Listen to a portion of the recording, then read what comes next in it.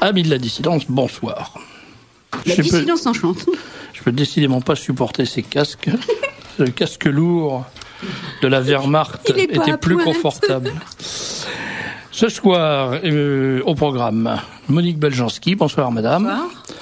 Jean-Paul Leperlier, bonsoir Jean-Paul. Bonsoir. Monique Delcroix, bonsoir Monique Delcroix. Bonsoir.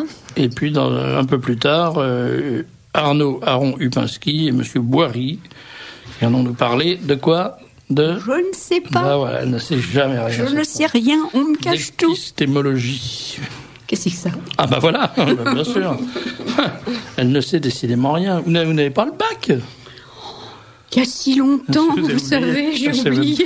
C'est même plus. Parlait-on d'ailleurs d'épistémologie, d'étymologie de mon temps, là? On disait le bachot d'ailleurs à l'époque. Ah, c'était mieux. Vous avez passé le bachot?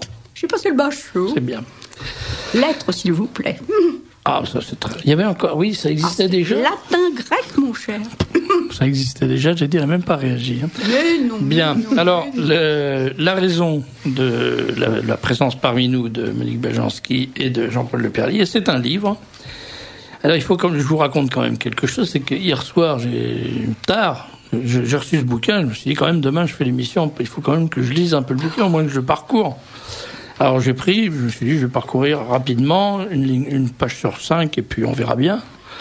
Et puis, j'ai lu la première page, et à 2h30, j'ai posé le livre, et j'ai pris ma plume pour écrire au héros de ce livre, qui s'appelle Gérard Wedlich, pour lui dire toute l'admiration que j'avais pour lui. Parce que ce livre s'appelle « Enquête sur un survivant illégal ». L'affaire Gérard Wedlich. Alors, Gérard est venu souvent à cette émission, on va la voir tout à l'heure au téléphone.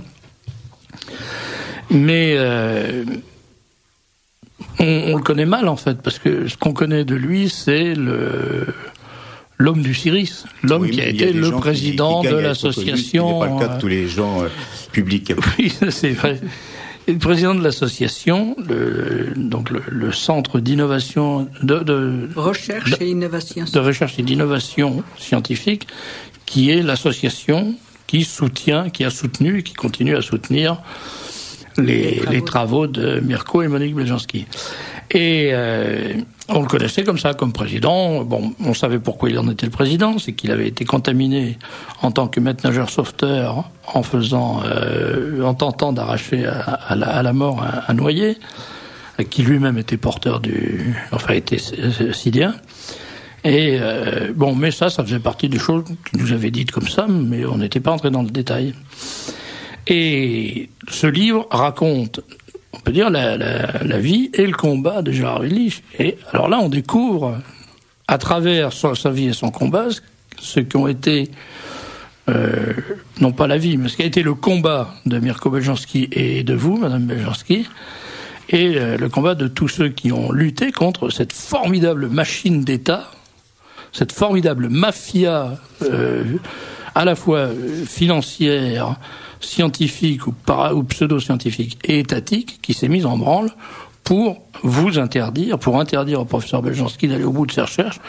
Ils ont fini d'ailleurs par le tuer, il faut bien le dire, ce que Gérard Wedlich dit en disant que le professeur Beljanski est mort d'offense, ce qui m'avait choqué la première fois, parce que la première fois qu'il m'a dit ça, je lui ai dit, mais je sens pas ce mot-là, parce que mort d'offense, c'est pas un langage qu'on utilise. Quand vous avez lu le livre, et quand j'ai lu le livre, j'ai senti toute la force toute la vérité de cette expression. Alors, on va parler de ce livre, on va faire le point sur ce qu'on appelle l'affaire Beljanski, qui dure maintenant depuis plus de 30 ans.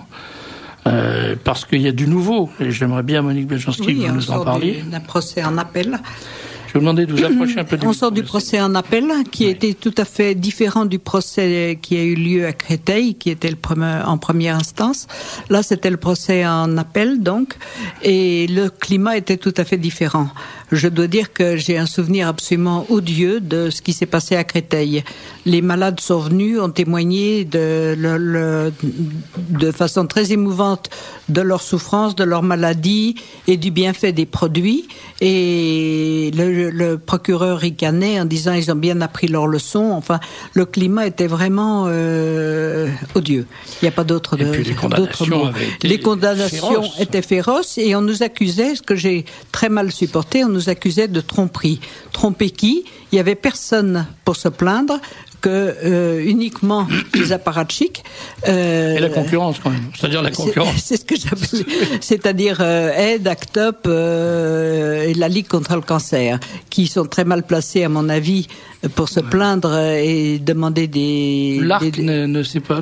C'est curieux, on ne sait pas pourquoi. Pourtant, il y a du fric à prendre là. Il y a partout du fric à prendre, mais ces trois-là se sont manifestés. Nos avocats ont très bien plaidé. Ils ont dit que c'était absolument indécent de vouloir racketter une petite association de malades, alors qu'il n'y avait aucun malade qui se portait mal. Mais finalement, j'ai bien compris la raison, c'est parce qu'ils estiment que tous les malades qui ont fait appel à nos produits, ce sont des malades en moins pour les produits dont ils ont des subventions de la Wellcome, des industries pharmaceutiques. Donc, si vous voulez, c'est ça la vraie motivation de leur plainte. Ils ont quand même eu en partie gain de cause, c'est-à-dire que je me rappelle plus les chiffres. On est quand même condamné à leur verser une certaine somme solidairement. Mais ce qui m'a fait plaisir dans le verdict en appel, c'est que ils ont complètement renoncé à toute notion de tromperie. C'est-à-dire qu'après nous avoir traîné dans la boue pendant des années à dire que c'était des produits qui n'avaient aucune efficacité, que c'était de la poudre de perlimpinpin, qu'on était des charlatans, ils ont quand même été obligés de reconnaître qu'il n'y avait absolument aucune tromperie, que ça veut dire que les produits sont bien ce qu'on a dit qu'ils étaient. C'est un peu difficile d'ailleurs pour un magistrat, quand il a devant lui 30, 40 ou 50 témoins qui arrivent avec leurs dossiers médicaux. De toute façon, je trouve très bizarre que ce soit des magistrats qui ne soient pas spécialisés dans ce domaine-là. On a passé un temps fou à définir un médicament ou un complément alimentaire, et on n'a absolument pas parlé de l'intérêt pour les malades. C'est-à-dire que c'est vraiment une question de formulation, si c'est un médicament, il doit avoir l'AMM et on est coupable parce qu'on n'avait pas d'AMM. Si c'est pas un médicament, à ce moment-là, tout est permis. C'est absolument, c'est imbécile. Mais on ne tient pas compte du tout de ce qui est bon pour un malade ou pas bon. J'entendais en revanche, alors vous n'avez jamais pu avoir l'autorisation de mise sur le marché, mais on va pas reparler de tout ça. Mais j'entendais ce matin qu'un médicament pour maigrir est sur le point d'être retiré du marché parce qu'il avait, alors lui, toutes les autorisations de mise sur le marché nécessaires, mais en Italie, on s'était aperçu qu'il y a des dizaines de gens qui sont morts en le prenant. Mais ça arrive tout le temps. Voilà. Rappelez-vous le diethylstilbestrol qu'on a distribué à toutes les femmes qui étaient enceintes pour éviter les vomissements, etc. On a attendu un certain temps pour le retirer du marché. Après, qu'on sache, sur les souris, on sait très vite les inconvénients pour la 2e et 3e génération. Mais là, pendant des années, on a continué à le distribuer, et même bien longtemps après que ce soit arrêté aux États-Unis. Alors, ce dont je m'aperçois, je fais le coup à chaque fois, d'ailleurs c'est pas professionnel, c'est qu'on parle d'un sujet que peut-être beaucoup d'auditeurs ne connaissent pas, parce que les auditeurs évoluent beaucoup à Radio Courtoisie. Et donc, il y a beaucoup d'auditeurs qui ne savent sans doute pas de quoi il s'agit. Je vais me tourner vers Jean-Paul, qui est journaliste, qui a enquêté sur ce que j'ai appelé l'affaire Beljanski, pour lui demander, avec le recul du journaliste, de nous dire, premièrement, ce qu'est le Beljanski, quel est le produit, en quelque sorte, les produits. Pas sur le plan technique, mais sur le plan technique, je crois que Mme Beljanski est mieux placée que moi. Bien sûr, mais c'est pas sur le plan technique. Moi, je peux parler simplement d'une enquête journalistique qui a été la plus prégnante, la plus intéressante que j'ai faite en pas mal d'années de journalisme quand même. Aucune ne m'a ému à ce point-là, ne m'a dégoûté à ce point-là des autorités. Bien que j'ai commencé cette enquête contre Beljanski sur la demande d'une de mes amies, persuadée que c'était un escroc parce que ça semblait invraisemblable que quelqu'un puisse soigner à la fois le cancer et le sida avec la même molécule, alors que dans le monde entier, avec des crédits énormes depuis des années, les plus grands chercheurs ne trouvent pas. Et j'ai donc commencé à enquêter là-dessus en me disant, bon, finalement, savoir s'ils sont des médicaments ou pas, c'est pas ça le véritable problème, comme vous le disiez à l'instant. Le seul problème, c'est au niveau des malades. Est-ce que ça les guérit ou est-ce que ça les guérit pas? Parce que quand quelqu'un est sur le point de mourir, il se demande pas quelle sorte de règlement, quelle sorte d'administration est concernée. Il essaye de sauver sa vie. Alors, j'ai enquêté en m'intéressant uniquement aux malades et en me disant, je vais trouver des gens éplorés, victimes d'un escroc, ne s'étant pas soignés pour avoir pris ces produits-là et négligé les autres. Et j'ai donc commencé à chercher. Je suis arrivé chez des gens qui me disaient, écoutez, mon mari a été merveilleusement bien soigné par le grand professeur Intel. Je me disais, c'est merveilleux. Puis je parlais à votre mari. Mon mari a été bien soigné, mais enfin, la science a fait tout ce qu'elle a pu, et il est plus là. Et j'ai continué à chercher jusqu'à un moment où on me dit, écoutez, oui, mon mari a été soigné par un produit très controversé. Et puis je parlais à votre mari. Bien sûr, il est au fond du jardin en train de bêcher ses fraisiers, là, il se porte très bien. Et j'ai commencé à rencontrer comme ça j'ai commencé d'aller d'échec en échec en recherchant les victimes de l'escroc que je trouvais toujours pas. Jusqu'au jour, alors ce serait trop long de raconter, il y a eu beaucoup d'enquêtes, jusqu'au jour où j'ai cru trouver ma solution, mon escroc, je cru coincé parce qu'il y avait un médecin de l'île d'Oléron qui était jugé au tribunal de l'ordre des médecins qui se trouve boulevard Malesherbes à Paris. Et là, j'arrive, mon cœur de journaliste fait un bond dans ma poitrine. Me dites pas que je dis trop journaliste, vous me l'avez déjà dit. Madame Bejanski a l'habitude de me reprendre. Donc, je me suis dit, ça y est, j'ai réussi mon enquête, c'est parfait, je tiens mon scoop. Il y avait des victimes partout. Il y en avait sur le trottoir à l'extérieur du tribunal, il y en avait dans le hall du tribunal, et il y en avait dans la salle. Tout ça était plein de victimes, enfin de malades en tout cas. Et alors je commence parce que vous pensiez que c'était des gens qui venaient pour absolument, je venais moi pour les chercher, donc j'étais persuadé que c'était ça. Vous savez, on a tendance à se persuader au début d'une enquête, c'est d'ailleurs pas très bien, c'est pas très professionnel. Je parle là aux grands professionnels que vous êtes et je me sens en faute, mais c'est comme ça que j'ai quand même fonctionné. J'ai été victime de ce syndrome. J'étais persuadé que c'était un escroc. Bon, très bien. Et alors je commence donc à prendre mon petit micro, puis je prends les adresses des gens à toute vitesse dans l'idée de les rappeler. J'ai pas le temps qu'ils m'expliquent parce qu'il faut le maximum de témoins et après j'ai toute la semaine moi pour les appeler ou des mois entiers. Et je registre des noms.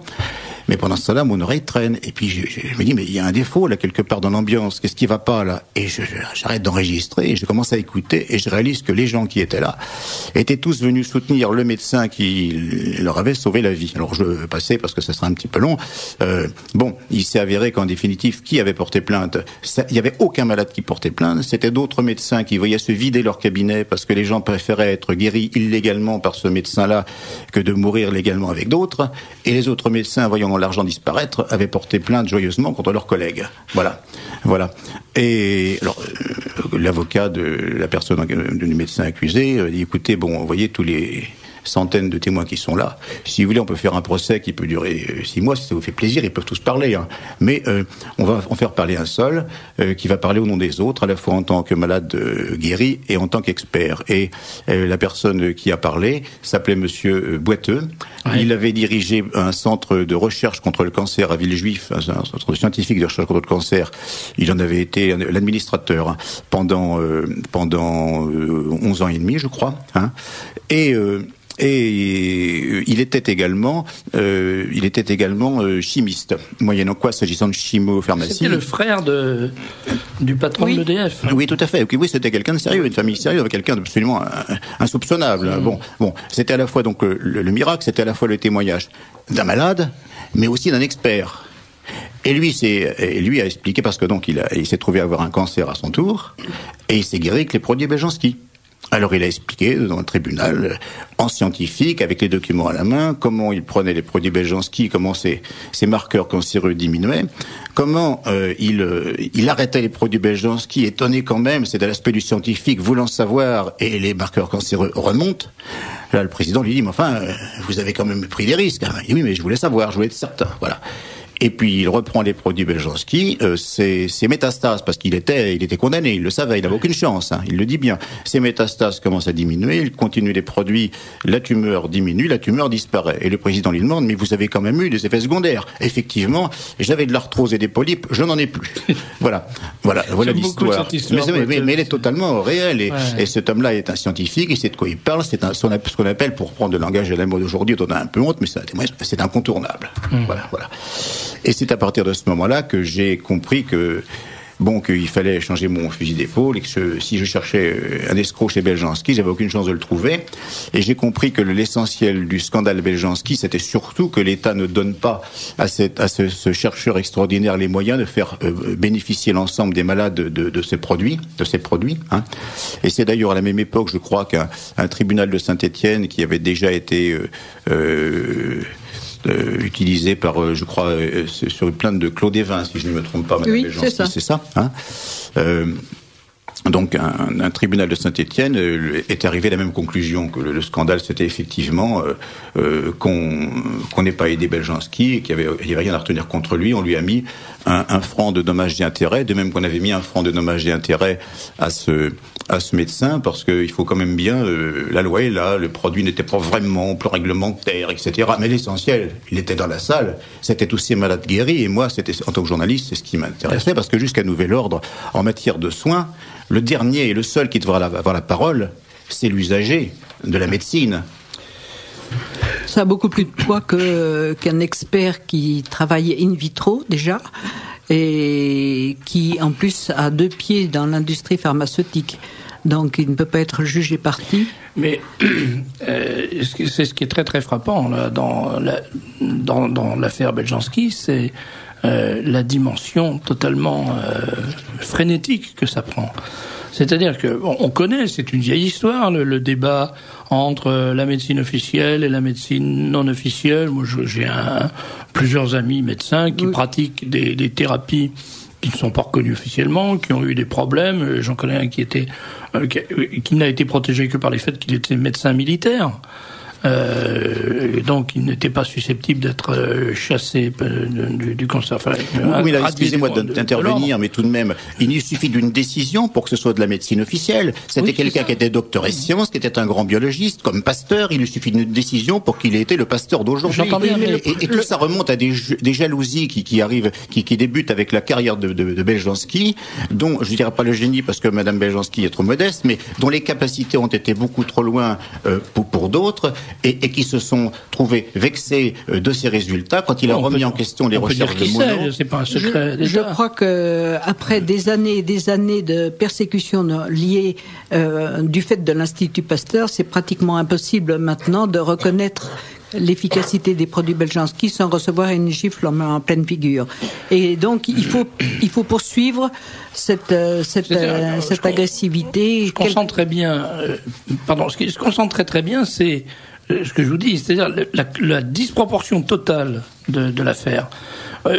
Chaque fois qu'il y a, je pense au docteur Scoï, je pense à d'autres médecins comme ça qui ont été radiés parce qu'ils avaient un différend avec le Conseil de l'ordre, ça restait en gros dans les limites d'une action en privé, je dirais. Mais dans le cas de Beljanski, quand on lit dans le livre de Jean-Paul la façon dont il y a eu des centaines d'arrestations, de perquisitions, de saisies de matériel en France. Non, peut-être pas des centaines, mais il y a eu au moins 200 gendarmes. 200 gendarmes, oui, c'est ça, qui sont intervenus dans toute la France. Tout à fait. Et il y a un chapitre. Alors, ce qu'il faut dire, c'est que ce bouquin est passionnant, je l'ai dit, mais il est aussi écrit comme un reportage. C'est extrêmement vivant. C'est un reportage. Et alors, je ne vais pas me faire de la lecture trop longtemps, mais enfin, il y a un chapitre qui est un CRS sur les gendarmes, chapitre 12, qui raconte la descente des gendarmes. Chez les gendarmes. Un CRS chez les gendarmes. Oui, c'est ça, un CRS chez les gendarmes. Et ça raconte la descente des gendarmes chez Redlich, qui était CRS, il faut le rappeler, maître nageur sauveteur. Mais quand on lit ça, si je connaissais pas Jean-Paul depuis des années, j'aurais dit, c'est du roman chez La Portière, c'est pas possible, ça arrive pas des choses comme ça. Il se trouve que je connais Jean-Paul, je sais que c'est un journaliste un reporter sérieux, qui fait des enquêtes. Je connais bien Gérard, je sais très bien que Gérard m'a raconté cette histoire plusieurs fois, et je sais que c'est le reflet de la vérité. Donc, vous imaginez... Et c'est hallucinant, quand on lit. Une descente, ils sont venus avec des hélicoptères. Enfin, ils étaient prêts à faire intervenir des hélicoptères, des chiens de guerre. On leur avait dit, il y a un gros bonnet d'un trafic international qu'il faut arrêter. Donc les gendarmes eux-mêmes n'étaient pas partie prenante dans l'histoire. On leur dit, il se planque dans l'île d'Oléron un gros bonnet d'un trafic international, il faut aller l'arrêter. Alors qu'est-ce qu'ils font avant d'aller sauter le gros bonnet? Ils s'arrêtent chez les gendarmes du Cru Et ils lui disent ouais, on nous a annoncé que c'est dans le cadre d'une très grosse affaire, opération nationale, plus de 300 collègues diligentés dans toute la France. S'il n'y a pas de bavure, promotion à la clé. Alors le gendarme local lui dit Wedlich, concerné par une grosse affaire, affirmatif, on a repéré les lieux, arrestation difficile, il se terre au milieu des bois, faudra un hélico, des chiens pour la poursuite, un maître chien pour mettre son chien à lui hors d'état de nuire. Il n'a pas de chien, il faut le dire quand même. Bon. Et bien sûr, on a prévu une section du GIGN. Gros poisson, faut pas lui laisser une chance de filer. Wedlich, un gros poisson, dit le gendarme local. Et dans une affaire nationale, vous dites bien Gérard Wedlich, l'ancien brigadier chef de CRS, presque un collègue. On le connaît bien, la brigade. Il était maître nageur sauveteur et infirmier. Et alors, voilà. Donc, on voit bien qu'on a raconté... Et ce même délire a eu lieu à Lyon aussi. Voilà. Ils sont arrivés cagoulés, rampant, absolument comme dans les films de... Je pense que les gendarmes ou ceux qui les ont dirigés sont gavés de films intoxiqués totalement par les films... Je pense surtout qu'on leur a raconté n'importe quoi pour les motiver. On a dû c'est surtout ça, mais ça se fait beaucoup dans l'armée. Malheureusement, c'est une des choses en France. Bien sûr. Mais chaque fois qu'il se passe quelque chose, pour motiver les troupes, on fait courir ce qu'on appelle ça un bouteillon. Et on raconte qu'il s'est passé. Alors tous les types font très attention parce que c'est très dangereux. Faut le faire bien. Et donc c'est les supérieurs. Bon, mais on leur a menti, mais on peut pas leur en vouloir. Non, mais il ne s'agit pas d'en vouloir. J'ai des gendarmes, pas mes meilleurs amis, sont des gens très bien, très remarquables. Et d'ailleurs, il faut dire, attendez, mais il faut dire que par exemple au procès, j'ai entendu les réflexions des gendarmes disant quand même, on a rarement vu autant d'années de gens dans une salle parmi les accusés, parlant entre eux quand même, vous comprenez. Non, ce sont des braves gens, hein, mais qu'on utilise en leur racontant pas n'importe quoi. Ce que je veux faire comprendre là, ce que je veux faire saisir, c'est que ces gendarmes, ils ont été gonflés, ils ont été remontés. Comme oui, tout à fait, mais c'est très dangereux parce que qui est-ce qui les a remontés ? C'est le supérieur hiérarchique. Parce qu'il n'y a qu'eux qui peuvent le faire. Dans la gendarmerie, on n'obéit pas à n'importe quel clampin. Et on ne peut pas envoyer 200 gendarmes sans qu'interviennent au plus haut niveau de l'État. Absolument, ça s'est passé. Tout à fait. Donc, qui a décidé ça ? Au bout de la chaîne, il y a des responsables politiques de très haut niveau. Ça a été fait avec la volonté du ministre de la Défense nationale, qui seul peut disposer de la gendarmerie, à la demande d'un de ses collègues ministres, forcément, qui peut être le ministre de la Santé. Alors, le ministre de la Santé... Pourquoi il fait ça ? Il fait ça parce qu'il représente les intérêts des grands laboratoires pharmaceutiques. Tout à fait. Pourquoi représente-t-il les intérêts des grands laboratoires pharmaceutiques ? On sait très bien que les campagnes électorales financent les campagnes électorales des gros partis. Voilà. Mais on le sait de façon certaine. On leur avait même raconté qu'il y avait du plutonium à chercher sur place, qu'il y avait un laboratoire clandestin, ce qui a donné lieu à une histoire que vous avez pu lire là-dedans absolument rocambolesque. Les gendarmes brusquement, le brave type qui gardait là entend les gendarmes dire « Ça y est, chef, on l'a trouvé. Vous avez trouvé quoi ? On l'a trouvé, le laboratoire secret de Beljanski. On entend quelque chose murmurer. » Alors effectivement, il y avait là un petit buisson, un énorme buisson, et dans ce buisson, il y avait des oiseaux qui venaient en permanence et qui faisaient un boucan effrayant. Alors, comme ils voulaient pas tuer les oiseaux, c'est des gens gentils, des petites tapettes, etc., excusez-moi si j'ai dit du mal des tapettes aujourd'hui, c'est très mal vu, hein. Bon, mais donc comme on voulait pas faire du mal aux oiseaux, ils avaient mis tout simplement là-dedans une espèce de petite vieille radiocassette enveloppée dans du plastique pour qu'elle ne souffre pas de la pluie, et puis qui chantonnait, qui parlait, et les oiseaux n'osaient pas s'approcher. Et c'est comme ça que nos gendarmes sont précipités là-dedans, grenade à la main, persuadés que c'était le blocos où se trouvait Frankenstein. C'est aberrant. Au-delà du côté ridicule, ça montre à quel point l'intoxication à tous les niveaux, on la retrouve. Il y a quelques jours, il y avait Mattei dans une émission que vous avez peut-être vue sur Antenne 2, je crois, au sujet des manipulations génétiques. Et il disait, il faut savoir, dans certains cas, transcender les consignes, enfin transgresser les règles.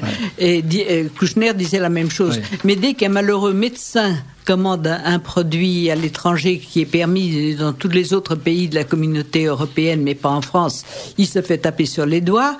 Et nous, finalement, nous n'avons fait qu'aider des gens. Il n'y a pas une seule personne qui a porté plainte et on nous a poursuivis, massacrés, littéralement massacrés. Okay, je vais vous raconter, je vais donner un petit témoignage personnel. Ça Alors, fait maintenant 17 ans, je crois que je fais une émission, ça doit faire 15-16 ans à Radio Courtoisie. J'ai jamais été invité par personne, rien du tout. Bon, et je le cherche pas d'ailleurs. Il y a peu de temps, quelqu'un vient me voir, il me dit « Monsieur Untel, qui est le propriétaire, le patron d'un des plus grands laboratoires pharmaceutiques français, voudrait déjeuner avec toi. » Je dis « Ben bon, et pourquoi ? Je suis quand même pas une super vedette de la presse française. » Il me dit non, mais parce qu'il écoute tes émissions de temps en temps. Tu parles comme il a le temps d'écouter mes émissions, il s'en fout. Et il voudrait t'expliquer à quel point tu te fourvoies en soutenant Beljanski. Ah, intéressant. Voilà. Alors, c'est quand même extraordinaire de penser que le patron d'un grand laboratoire, il n'y en a pas beaucoup, était prêt à passer 1 heure ou 2 heures avec moi dans un restaurant pour me convaincre, moi, petit journaliste tout né, qui était une émission dans une radio qui est quand même pas une radio on a entendu dans le monde entier, mais on a entendu par les gens qui veulent bien nous écouter, bon. Ben si, il perdait quand même son temps, il était prêt à passer 2 heures. Alors j'ai répondu que non, je n'ai pas, moi, 2 heures à perdre pour qu'on me remonte le bourrichon et qu'éventuellement on me fasse une proposition que je ne pourrais pas refuser. Mais c'est dire à quel point le sujet est sensible pour ces gens-là. Le sujet est très sensible, oui. Il faut interdire d'en parler. Il y a le problème, c'est qu'il y a à peu près 30% des gens qui se soignent par des médecines qui ne sont pas les médecines classiques. Et ça représente un chiffre d'affaires énorme pour les hôpitaux. Donc, ils veulent absolument tuer tout ce qui peut donner une caution d'efficacité à des produits qui ne sont pas les produits qu'on distribue dans les hôpitaux. Alors, il faut revenir si vous voulez faire un petit insert technique sur le sujet. Il y a une chose que je voudrais dire, c'est que, finalement, ils sont obligés de reconnaître qu'il n'y a aucune tromperie, c'est-à-dire reconnaître tout de même que tous ces malades qui ont défilé, qui ont raconté leur mieux-être dès qu'ils ont pris les produits, c'est une réalité incontournable. Alors, ça, c'est tout de même une satisfaction. Sympa, formidable. C'est le plus important. C'est un peu amer d'être enfin ravi de ne pas être traité de charlatan, mais enfin, c'est quand même, pour moi, c'était l'essentiel de ce que cette bataille, l'enjeu de cette bataille. Alors, on va venir à l'aspect technique, parce que je voudrais quand même en parler brièvement. Je voudrais que vous nous en parliez brièvement, mais Franck me fait signe que Gérard est au téléphone. Il est au téléphone depuis un moment. Gérard Widlich. Salut Gérard. Bonjour Gérard. Est-ce qu'il nous entend? Ah mais moi j'ai pas de retour. Très bien. Je vous appelle de mon domicile sur l'île d'Oléron. Ah voilà.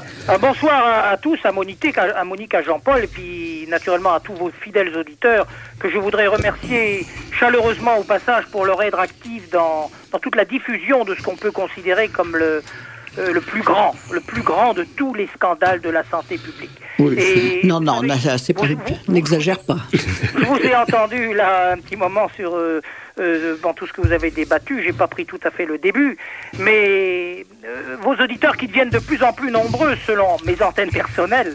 Il est utile vous avez très bien résumé que en somme ce scandale, c'est qu'il existe déjà des traitements non toxiques contre cancer, sida et maladies graves, et que ces traitements de progrès qui agissent seuls ou en synergie avec les traitements conventionnels, dont ils diminuent tous les effets secondaires qui sont connus, eh bien les résultats concrets sont excellents, ils sont de plus en plus nombreux, les témoignages des malades sont édifiants, sont légion, et les malades même restent dignes jusqu'à la fin des vies.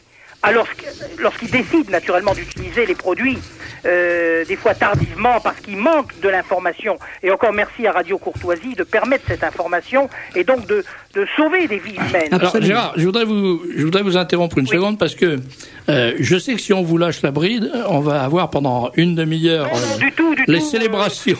Non, c'est blague. Attendez, je vous ai demandé d'appeler pour une raison précise. Oui. Je voudrais vous poser d'abord une première question.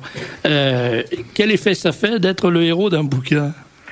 Non, écoutez, je ne suis pas, ce livre n'est pas fait dans ce sens-là. Ce livre, il est un hommage, si vous voulez, à aider les découvertes de Mirko Beljanski. Moi, je tiens à remercier vraiment Jean-Paul Leperlier, que les auditeurs connaissent pour ses articles dans Minute, comme exercice illégal de la guérison. Donc Jean-Paul a fait un travail extraordinaire, je tiens à le remercier publiquement, et moi je souhaite de tout cœur que ce livre, et je suis heureux de l'avoir depuis ce matin entre les mains, serve à la reconnaissance des concepts de Mirko Beljanski. C'est ça, mon histoire. Comme Jean Le Guen, vous savez, il y a une prochaine série de livres qui va sortir.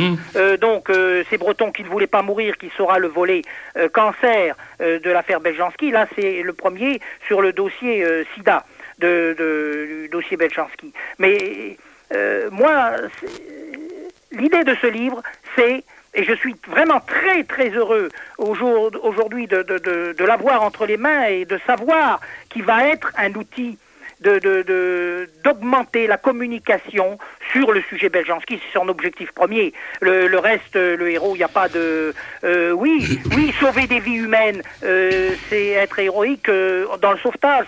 Sauver d'autres vies, ensuite par l'information, après le vécu, l'incroyable histoire que j'ai vécue, bon, tout ça, c'est vrai, quelque part, le terme est héroïque, mais je ne l'ai pas fait pour ça. Vous savez, ce dossier sommeillé, ces notes, parce que tout le livre part de notes que j'avais accumulées dans une caisse parce que je pensais à ce livre, mais c'est Jean-Paul qui a fait ce travail d'enquête.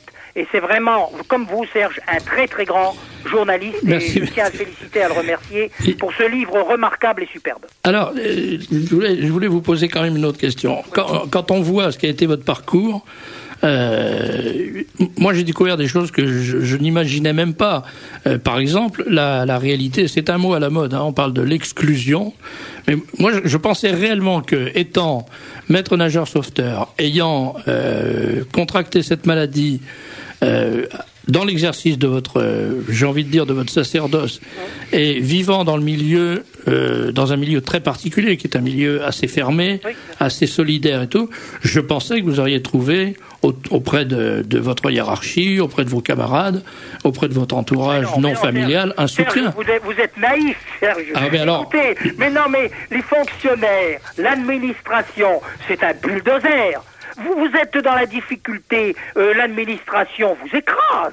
Ah mais non, mais à ce point-là... Ils refont marche arrière, ils vous achèvent. Ah non, mais non. À ce point-là, j'aurais jamais pensé. Il y a une scène extraordinaire dans le bouquin, c'est quand votre patron, enfin votre chef, je sais pas comment on dit dans ce métier-là, le commandant, vient vous voir et vous dit, Wedlich, vous ne serez pas à Royan cette année. Oui, bien sûr, ça c'est le commissaire. Le commissaire, vous ne serez pas sur la plage de Royan cette année. Mais pourquoi donc ? Parce que le maire de Royan ne veut pas de vous dans sa ville. C'est ça. Mais c'est ahurissant. Oui, et le maire, c'est un médecin. Et le maire de la ville de Royan était membre du conseil de l'ordre des médecins. Et d'ailleurs, il a eu dans la presse toute une immense magouille avec les laboratoires pharmaceutiques qui avaient fait la une de tous les journaux à un moment donné. Mais ce maire est toujours en place à l'heure d'aujourd'hui. C'est incroyable. Ah oui. C'est vraiment une affaire... chaque fois qu'on soulève une pierre dans cette affaire, on a l'impression de trouver dessous une espèce de cloporte, une espèce l'arrêt du 27 septembre dernier, qui a été rendu par la Cour d'appel de Paris, là, moi je suis devenu l'homme qui vaut 5 000 €. Cet arrêt, c'est une victoire. C'est clair que c'est une victoire parce que il y a plus de tromperie, il y a plus ces arguments-là. Maintenant, on se réjouit de n'être pas davantage condamné. Et en somme, la montagne vient d'accoucher d'une souris, puisque au départ, je vous rappelle, il y avait 95 personnes mises en examen, surtout des médecins, des pharmaciens, 95. Et à l'arrivée, il restait plus qu'une poignée de mise en examen, et sur cette poignée de mise en examen, il en reste quelques-uns qui font l'objet d'amendes, donc c'est une grande victoire. Nous, il faut maintenant que l'on amplifie, et grâce naturellement je compte beaucoup sur les auditeurs de Radio Courtoisie qui font un travail énorme dans ce sens-là, il faut qu'on amplifie tout ce message. Et le livre va être un moyen. Si je peux intervenir, c'est pas seulement une victoire pour les gens qui soutiennent Beljanski, c'est aussi une victoire pour la justice. Le premier jugement était une terrible défaite pour la justice. Oui, tout à fait. Et une gifle pour les malades. Tout à fait. Non, mais il y a des choses, vous comprenez, moi je rejoins, il est clair que dans toutes ces découvertes importantes, moi je rejoins totalement l'opinion de Henri Boiteux, qui est quand même agrégé d'université, administrateur pendant 12 années à l'Institut Gustave de recherche scientifique contre le cancer, et qui était directeur de recherche au CNRS en retraite. Il dit, Henri Boiteux, que le savant Mirko Beljanski aurait dû mériter pas 1, mais 4 prix Nobel. Oh, et moi, je le dis avec force, même si Monique, vous voyez, qui commence déjà, aura quelques observations à dire par rapport à ça, mais un premier prix Nobel à partager avec Howard Temin, qu'il a obtenu, lui, pour la transcriptase inverse d'origine virale. Mirko Beljanski a découvert la transcriptase inverse d'origine bactérienne. Un second qui aurait dû lui revenir pour avoir découvert la manière de différencier une cellule cancéreuse d'une cellule normale. Le troisième, pour avoir découvert des produits sélectifs, non toxiques, qui s'attaquent qu'aux cellules cancéreuses en préservant les cellules saines. Et un quatrième, enfin, pour son oncotest, qui est un test fiable en cancérologie et en virologie. Alors ça, moi, je crois que c'est important. Et quoi qu'en disent, vous savez toujours, dans le souci de modestie, les gens, plus ils sont scientifiques, importants, les vrais savants sont toujours très modestes. Mais ça, c'est une réalité. Alors Gérard, on va laisser la parole à Monique Beljanski qui souffre le martyre. Là. Oui, non, tu sais que je déteste quand tu parles comme ça, parce que c'est tellement à l'opposé de ce que souhaitait Mirko. Tu sais, on a vécu très proche de certains prix Nobel et ça n'a pas grandi le prix Nobel. Alors, Mirko courait après des résultats, il était goinfre de résultats, ça c'est vrai. Il était très désireux d'apporter quelque chose de constructif, mais ces espèces de satisfaction et de hochet pour frustrer, non, c'est pas ça du tout dont il avait envie et c'était pas son but dans la vie. Alors cesse de parler des prix Nobel, s'il te plaît. Faudra inventer un prix spécial alors. Bon, mais en attendant, on a bien commis en France un assassinat prémédité et vous savez, Serge, il y a 2 jours, c'était le 28 octobre. Ouais. Et cela faisait 4 ans que Mirko Beljanski nous a quittés. Et moi, cette journée-là, j'avais, comme on dit, le bourdon. Je suis allé me recueillir dans ma petite église de Doluth devant une bougie à la mémoire de celui qui m'a sauvé la vie.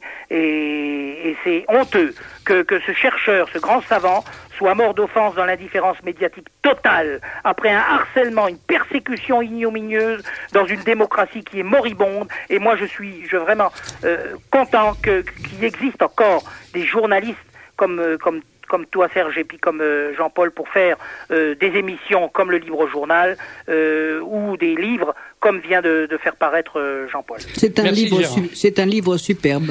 Gérard, à bientôt. On refera une émission dans quelques temps un peu plus approfondie sur le sujet qui vous passionne. Tu rappelles le téléphone associatif? Oui, bien sûr. On rappellera tout ça. Pour que les gens puissent obtenir des informations complètes là contre 2 carnets de timbres. Entendu. 05 46 75 39 75. Il n'a pas confiance, il pense que je ne ferai pas. Il faut bien le donner. Et c'est le Céris. Il y a un répondeur des bénévoles qui répète inlassablement toujours la même litanie. Envoyez les 2 carnets de timbres, vous recevrez toutes les informations. Le plus gros trafiquant de timbres de l'ouest de la France. Ouais, c'est ça. À bientôt, Gérard. Au revoir. Merci. Ah voilà, c'est un personnage quand même. Alors, moi j'aime beaucoup Gérard parce qu'il y a cette fougue extraordinaire. Puis enfin, ça fait des années que ça dure, cette spontanéité. Et alors, le bouquin, c'est ça, la dimension formidable du livre, c'est que ça fait comprendre ça. Ça fait comprendre à quel point cet homme est... Non, vous n'êtes pas forcé de mettre le casque. Si vous gêne, vous pouvez. Il faut pas le poser sur l'accrocher. Il faut l'accrocher. Il a cette. On comprend à quel point cet homme a dû être très profondément blessé par ce qui lui arrivait. Il avait l'impression d'accomplir un devoir, une mission. Il faut dire c'est raconté dans le livre, dans sa vie personnelle, un drame qui l'a amené à avoir cette attitude constante de solidarité avec oui, c'est vrai que alors qu'il il avait commencé à faire du secourisme et un jour sa mère qui avait de l'asthme a eu une crise. Je sais qu'il va peut-être pleurer quand il va entendre ça parce qu'il n'a jamais pu me le raconter sans avoir les larmes aux yeux des années après. Sa mère avait une crise d'asthme. Ils ont appelé le médecin qui a mis plus d'1 heure pour arriver. Entre-temps, lui qui avait fait du secourisme, qui était très fier de son savoir, a essayé de faire respirer sa mère. Il n'y est pas parvenu et sa mère est décédée dans ses bras. Ce qui, en quelque sorte, a décidé toute la vie d'un homme qui a passé son temps, et c'est une belle chose déjà, cette fidélité à un événement de sa vie. Il a passé son temps à faire de la respiration sur les plages aux noyés. Et à chaque fois, on lui disait, mais arrête, Gérard, si tu vas trop loin, Gérard, il n'y a aucune chance, Gérard. Alors, j'ai lu des lettres de témoignages, et il y en a certaines dans ce livre, dans l'histoire de la petite Karen, par exemple, où les amis disaient, mais arrête, il n'y a aucune chance. Et au bout de 3/4 d'heure, Karen est encore vivante, alors qu'effectivement, il n'y avait aucune chance. Ouais. Mais quand Gérard ne parvenait pas à sauver un noyé, il en était malade pendant plusieurs jours, c'était pour lui un échec terrible, il passe sa vie à ça, il attrape le sida donc en sauvant un noyé parce que le noyé n'était pas rasé et qu'il se blesse pendant 3/4 d'heure sur ses lèvres pas rasées, que le noyé vomissait du sang. Il y a une chose qu'il faut dire, c'est que il contracte la maladie avec une brutalité extraordinaire puisque le lendemain, Le lendemain de la tentative. Le lendemain, il a surtout une explosion d'herpès. Une explosion d'herpès, tout à fait et énorme. Puis très vite, et puis ensuite, ça continue à se dégrader. Et c'est en faisant un don de sang qu'il a fini par apprendre d'un seul coup. On lui dit sans ménagement, voilà, vous avez le sida. Alors, c'est ça. Alors lui, un père de famille de 4 enfants, un athlète, un ascète, découvrir ça. C'est un passage terrible du bouquin. Ça a été absolument terrible. Parce il raconte qu'il est convoqué. Enfin, Jean-Paul raconte que Gérard est convoqué par le médecin de service, en quelque sorte, de son administration, et il entre dans un bureau glacé avec une femme qui le regarde d'un air absolument froid et qui lui dit « Vous avez le sida ». Et voilà. Et aussitôt des questions les plus humiliantes. Oui, alors naturellement, est-ce que vous êtes homosexuel, drogué, etc. Il a compris que non seulement il avait le sida, mais qu'il rentrait dans le monde de l'exclusion. C'est un formidable témoignage de la réalité de cette maladie, d'une part. Ensuite, de la réalité d'un système qui médiatiquement passe son temps à célébrer les restaurants du cœur, les machins, les artistes qui font des choses et tout. Il y a un hiatus absolument extraordinaire entre cette sensiblerie et le manque de sensibilité. Voilà. Par exemple, un soir, il arrive à s'introduire dans un dîner où Kouchner il essaye de parler à Kouchner depuis longtemps. S'il était encore au bout du fil et qu'il puisse nous raconter son entrevue avec Kouchner, que je n'ai pas raconté totalement dans le livre, c'était absolument extraordinaire, la gêne de Kouchner, ne sachant plus où se mettre devant Gérard. Alors, dans le bouquin, c'est très bref, mais c'est très bien raconté. Quand Kouchner est en train de baffrer, il lève sa tête, il voit arriver Gérard, qui est accompagné de Maître Autriche, et il lui dit « Ah, voilà l'emmerdeur », dit Kouchner. Il a devant lui un maître nageur sauveteur qui a contracté une maladie terrible en sauvant des vies humaines, qui cherche à en sauver d'autres, qui veut en sauver d'autres en plus, et tout ce qu'il va dire, c'est « Ah, voilà l'emmerdeur ». C'est quand même parce que l'autre est en train, parce que la présence de Gérard l'empêche de savourer sa platée de caviar. Parce qu'aussi ils sont déjà rencontrés à la télévision. Oui, mais ça dépend le personnage. Mais enfin, comment peut-on ne pas mépriser des gens comme ça? Et je dirais mépriser, le mot est faible. C'est quand on pense aux cinoches qu'ils font quand il est allé porter ses sacs de riz, cette espèce de pantin. Et quand il est en face d'une véritable souffrance, il se débine. Oui. Et il se débine en s'abritant. Alors en plus, après, il y a l'attitude de l'administration qui dit « Oh là là, mais attendez, votre sida, c'est pas prouvé du tout que vous l'avez attrapé en sauvant des noyés, oh là là, il faudrait quand même... » on sent tout ça, il y a le fric derrière, il y a un type derrière, un fonctionnaire qui dit « Attendez, l'administration va pas payer, il faut éviter ça. » Si on payait pour lui, on risquait de payer pour beaucoup d'autres, parce que contrairement à ce qu'on a voulu faire croire, c'est pas seulement une maladie de PD et de drogués. Énormément de pompiers ont attrapé le sida en se blessant sur des tôles découpées des voitures où les gens avaient saigné. C'est d'ailleurs expliqué là-dedans. Il y a un épisode dans le bouquin formidable avec les pompiers qui sont intervenus sur un accident où 4 jeunes se sont tués en voiture. Ils ont désincarcéré les jeunes, ils se sont blessés. Et le lendemain, on découvre qu'un des jeunes avait le sida. Et à partir de ce moment-là, ces pompiers, qui étaient considérés comme des héros locaux personne ne leur adresse plus la parole. On refuse même de les appeler en cas d'incendie. L'un d'entre eux qui devait se marier a dû renoncer à son mariage.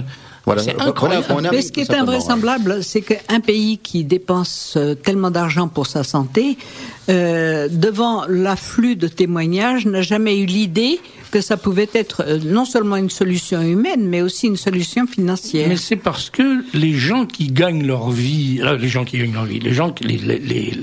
mafia qui fait des milliards avec ça, elle rétrocède une partie de ce fric à des gens qui ont des responsabilités politiques. Oui, c'est ça la vérité. Et donc ces gens sont des gangsters. C'est une mafia qui a à son service des hommes de main politiques. Et les hommes de main politiques passent à tabac les braves gens qui essayent d'empêcher la mafia de gagner du fric. C'est une caricature de la vie de la mafia. Non, c'est même pas une caricature. Malheureusement, c'est même pas une caricature. C'est une réalité. Alors, on va donner la parole au... Attendez, non, avant, je voulais quand même venir à l'essentiel du livre, qui pour moi va plus loin que d'accuser la mafia, ou même qui va plus loin que la très belle histoire de Gérard Willich, qui est vraiment un héros des temps modernes, quelle que soit sa modestie, s'il a fait souffrir, mais c'est quand même vrai. Moi, j'ai été enthousiasmé par ce type, toi aussi, je crois, à cette lecture. Ah oui, bon.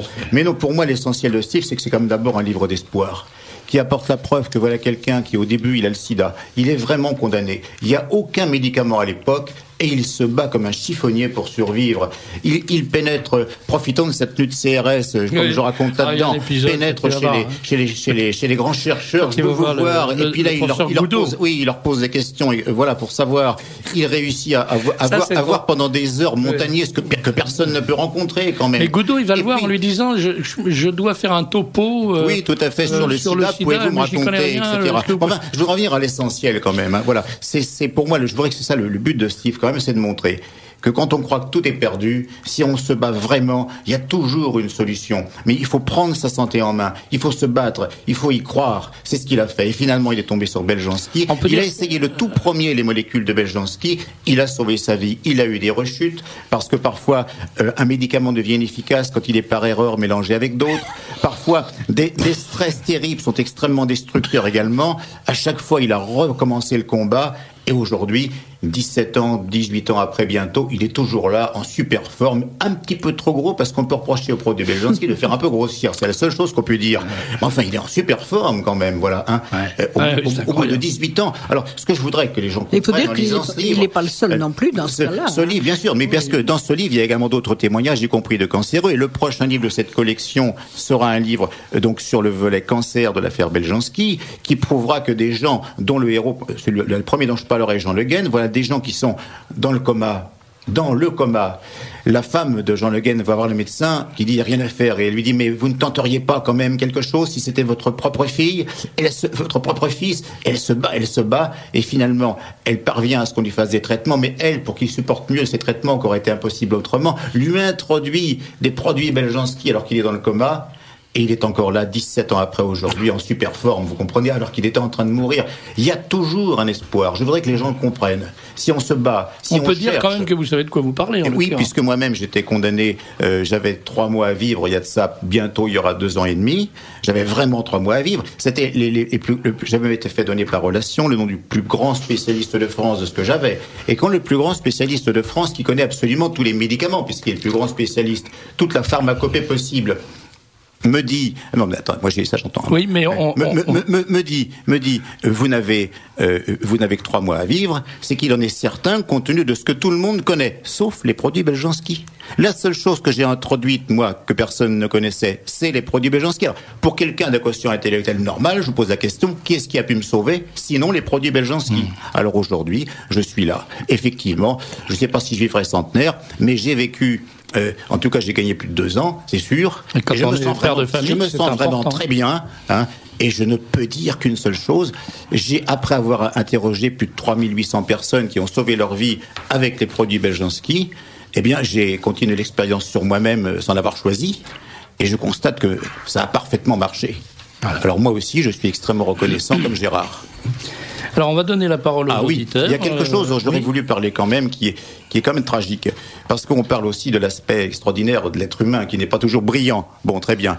Or, il y a le problème des gens qui, quand ils ont vu cette affaire Beljanski, quand ils ont vu qu'on attaquait Beljanski, se sont dit mais non, d'un chien, s'il arrête de faire des produits qui marchent si bien, il y a peut-être de l'argent à faire. Oui. Alors un peu partout en Europe, il y a des gens qui se sont mis à faire du faux produit Beljanski. Alors je me suis fait donner, là j'ai pas les notes là, j'en parlais dans le prochain bouquin, je me suis fait donner le détail du travail qu'il faut à partir des éléments de base qu'on va prendre sur un arbre, qu'on va chercher, il y en a plein de différents, il faut trouver le bon dans la forêt amazonienne, le détail du travail qu'il faut faire pour sortir quelques grammes d'un produit extraordinaire.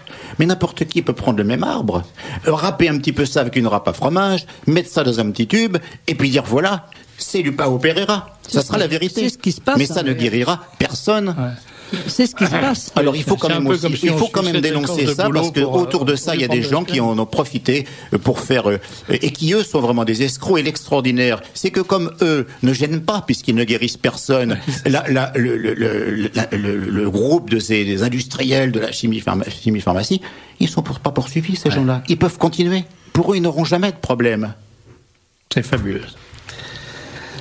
Madame Victoria, vous avez la parole. Gros paquet de messages. Serge de Beketch a-t-il raison de se lancer dans le sillage de Beljanski, car cela paraît trop miraculeux?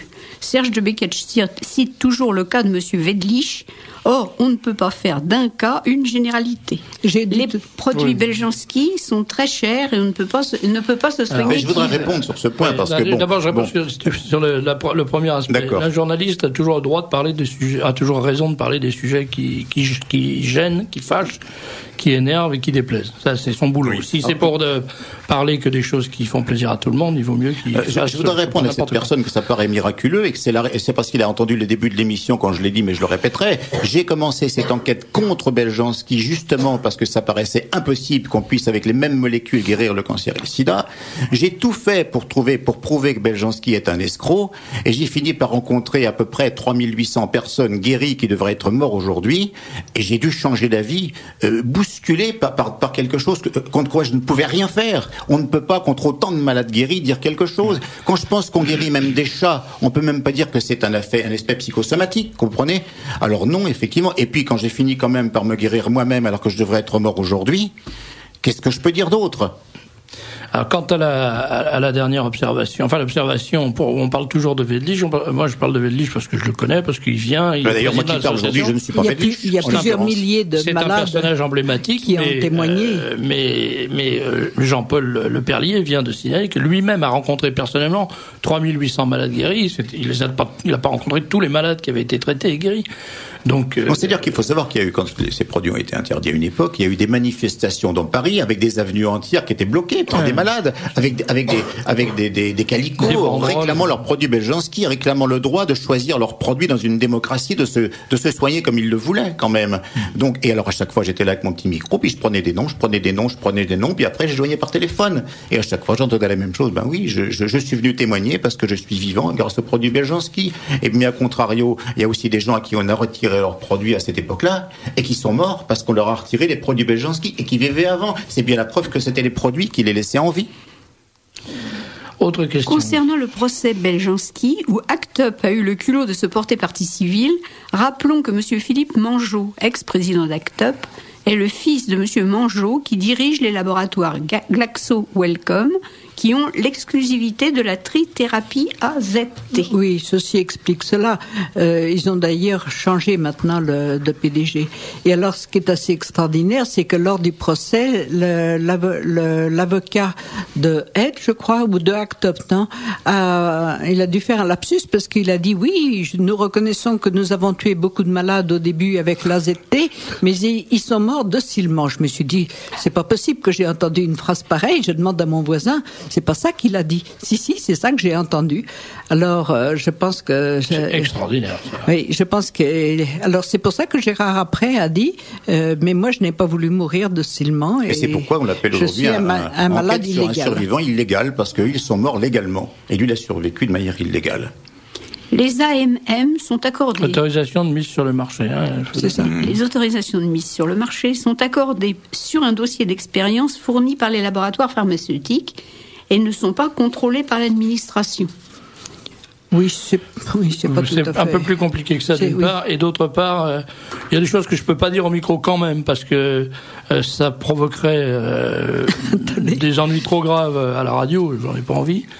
Mais je dis pas qu'un jour je publierai pas quelque chose sur les autorisations de mise sur le marché et sur la façon dont elles sont. Non, mais il y a quand même quelque chose d'officiel, je pense. Tout le monde sait que les experts sont payés et financés, ont des intérêts dans l'industrie pharmaceutique, et ce sont des experts qui servent les intérêts de l'industrie pharmaceutique. Donc, ceci explique cela. C'est exactement ce que je voulais dire. Il publie tout à fait légalement, c'est d'ailleurs une décision qui existe depuis Kouchner, on peut comme le remercier pour ça.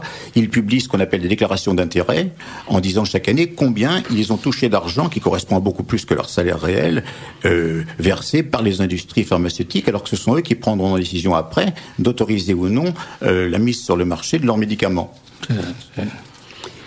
Comment expliquer qu'aucun ponte de la médecine ne soit venu témoigner en faveur des produits Beljanski? C'est une erreur. Il y a eu au tribunal des savants de renommée internationale qui sont venus de l'étranger pour dire « Je ne viens pas témoigner pour monsieur Beljanski, je viens devant ce tribunal pour lui rendre hommage ». Et puis ceux qui ne sont pas venus, c'est absolument clair. Enfin, on vient de donner l'explication. C'est un système où les gens se tiennent, ils ont peur les uns des autres. Quand on connaît la puissance économique des laboratoires pharmaceutiques, quand on connaît l'énormité des cadeaux qu'ils font Enfin, maintenant, ça s'est un petit peu calmé, c'est devenu moins voyant. Mais il faut dire que pendant des dizaines d'années, des médecins sont partis en voyage autour du monde aux frais des laboratoires. Donc, dans le livre que j'ai écrit, la fatwa, Chronique d'une fatwa scientifique. Chronique d'une fatwa scientifique. Je raconte que, par exemple, un chef de service de l'Institut Pasteur est venu nous voir en disant « Je ne peux plus être ami avec vous parce que je veux pas déplaire à Jacques Monod ». C'est vous dire que même à ce niveau-là, les gens n'ont plus aucun arbitre, aucune liberté.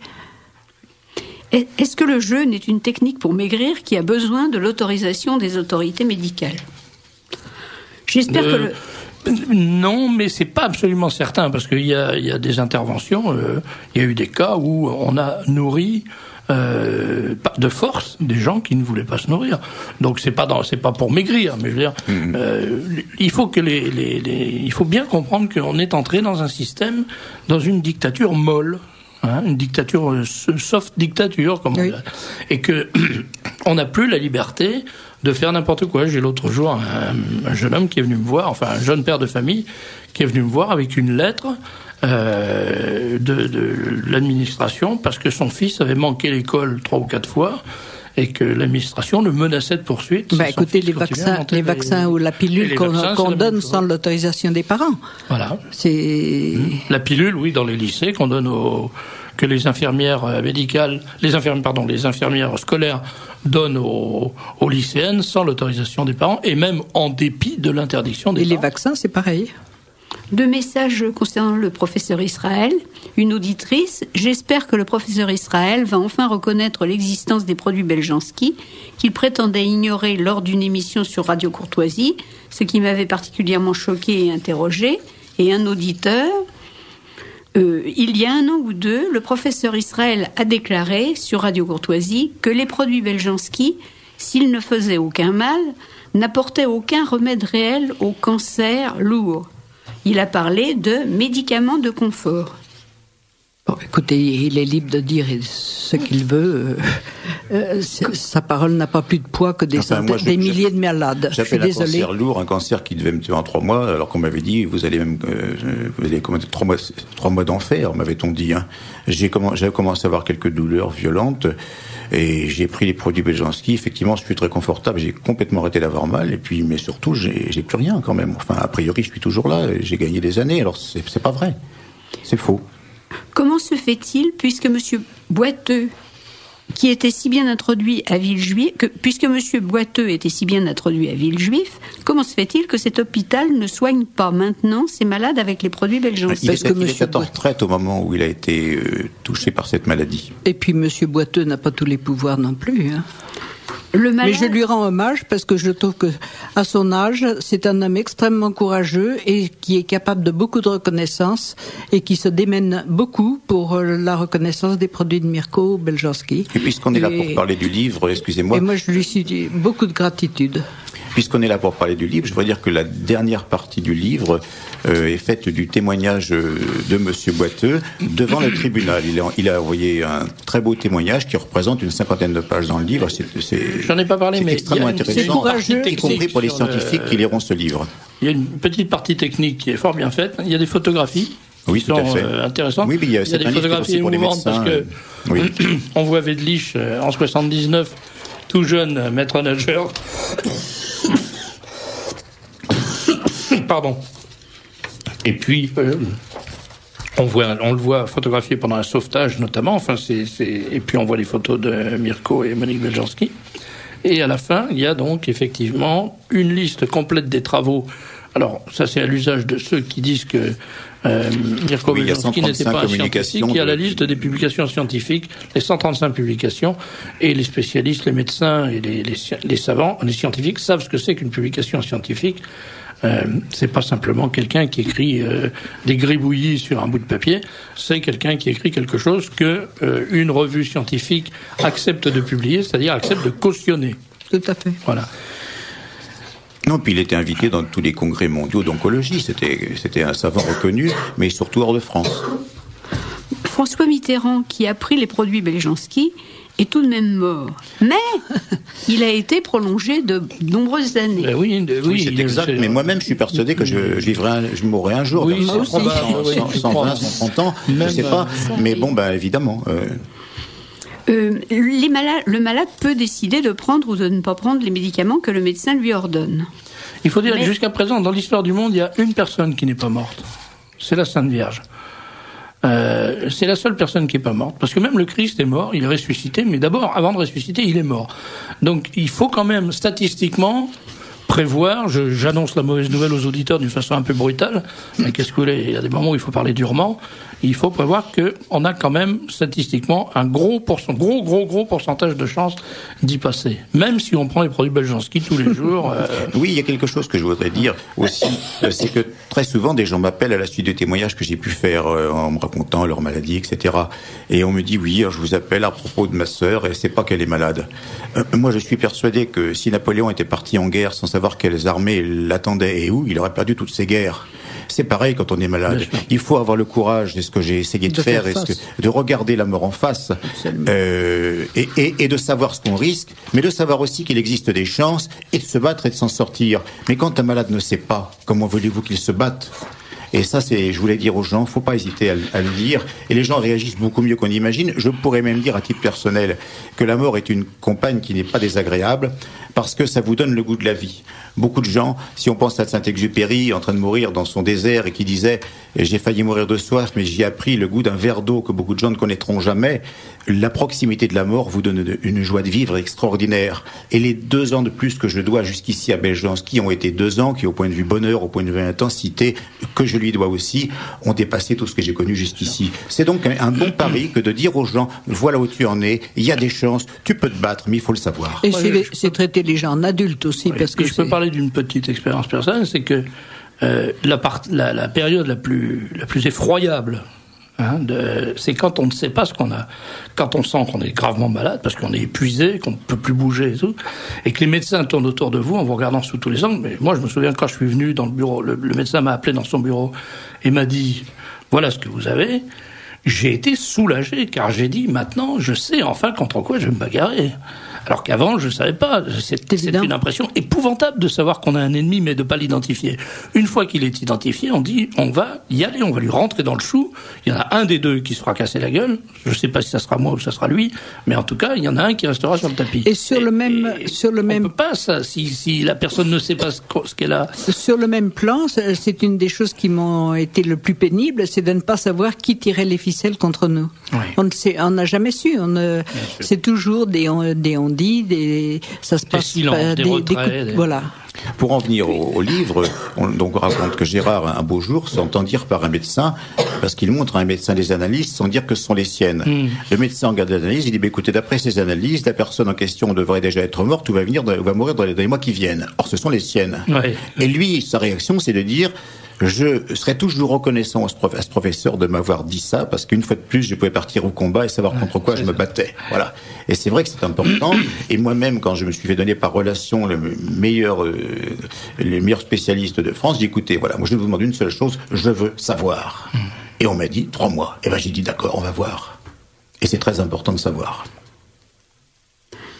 Puisque les malades prennent en même temps des produits classiques contre le cancer, comment pouvez-vous attribuer la guérison ou la rémission au seul produit Beljanski ? Dans mon cas précis, quand je vois le meilleur professeur de France à l'hôpital Léopold Bellan, qui s'appelle le professeur Jean Denis, on m'a dit c'est le meilleur spécialiste, c'est un de mes amis qui m'a eu ce renseignement par le ministère de la Santé, et que le meilleur spécialiste vous dit, compte tenu de tous les médicaments connus aujourd'hui, vous avez 3 mois à vivre, et que le seul médicament que j'ajoute est le produit Beljanski.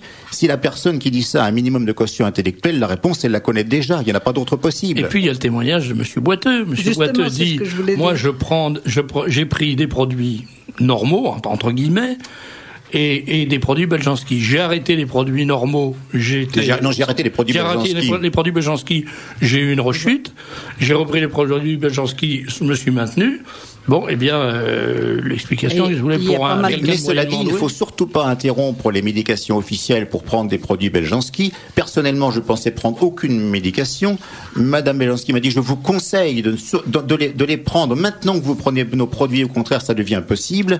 Parce qu'il y a une sorte de... Je trouve jamais le mot, de synergie entre les produits Beljanski et la médecine officielle, notamment une légère radiothérapie ou une chimiothérapie détruisent l'équilibre des chromosomes, vous direz ça mieux que moi, et les produits Beljanski pénètrent 2 fois mieux, mais aussi certains produits Beljanski permettent d'aller beaucoup plus loin dans la radiothérapie parce qu'ils permettent de se protéger contre les effets nocifs des rayons. Dans le cas des malades atteints de sida, il n'y a pas eu d'autres médicaments. Wedlich n'a pris que en monothérapie des produits Beljanski et rien d'autre. La trithérapie, c'est un... Tous les malades traités pour le sida n'ont pris que ça. Voilà, alors qu'il avait quand même dans un sida déclaré, c'est-à-dire qu'il était déjà rentré dans le dernier stade quand même. Francine avait à la fois, Francine Boquet avait à la fois le sida par transfusion et l'hépatite C. Par transfusion, et ça fait aussi, son cas est également dramatique. Ça fait aussi 15-16 ans. On en parle dans le livre. Dans l'émission, elle a raconté comment les gendarmes sont arrivés chez elle, l'ont gardée en otage pour faire venir son mari, qui a été arrêté à son tour, alors qu'elle avait été victime du sang contaminé. Elle avait contracté avec une transfusion de sang contaminé le sida et une hépatite C. Enfin, on pense à cet État qui a été capable de laisser circuler des produits sanguins contaminés qui ont tué des milliers de gens et qui, en revanche, mobilise la gendarmerie pour empêcher les gens que l'État lui-même est en train d'assassiner de se soigner avec les produits de leur choix. Mais comment on peut ne pas descendre dans la rue avec des faux? Enfin, les malades sont quand même descendus dans la rue, pas avec des faux, mais pour réclamer leurs produits. Il y en a eu des milliers à Paris, il y en a eu des milliers à Lyon, et j'ai suivi toutes ces manifestations à l'époque. J'ai fait un reportage. Et ça n'a même pas fait un trait de plume dans la presse. Non, bien sûr. Pour les mêmes en matière de presse, j'ai vu dans ces cas-là, quand il s'agit des jugements, il y en a eu plusieurs à l'ordre des médecins. Je constatais que j'étais tout seul. Il n'y avait personne, ça n'intéresse pas, ça n'empêche pas d'écrire la presse, ils ne viennent pas sur place.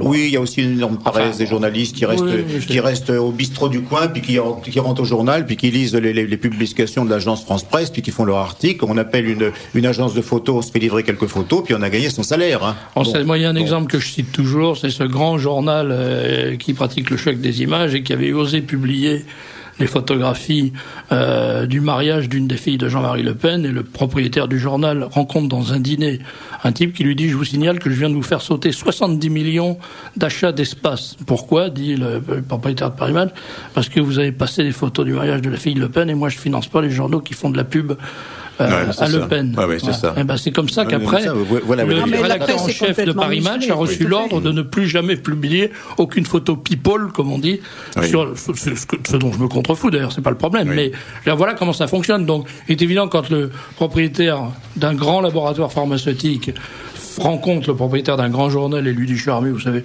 l'affaire Beljanski, vous ne devriez pas vous occuper de ça, ça n'intéresse personne. » Le journal, il comprend très bien ce qui se passe. Oui, c'est comme ça que ça se passe. Le meilleur médicament qui soit est une bonne alimentation avec de bons produits, c'est-à-dire absolument pas les produits qui sont en vente partout en France.